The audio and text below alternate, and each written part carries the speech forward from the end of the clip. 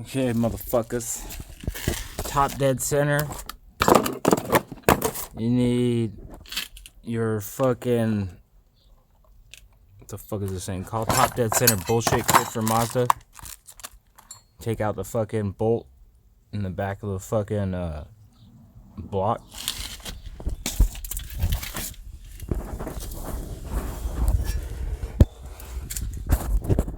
And we have...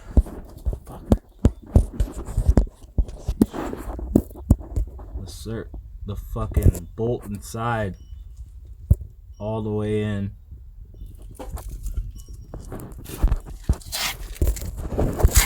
And you count from the gap in the teeth, 20 teeth all the way around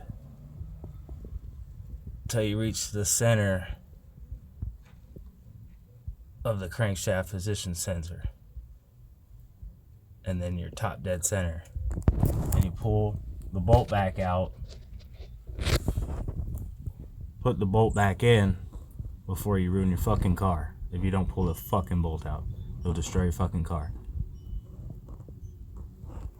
And this is on a Mazda 3 Speed.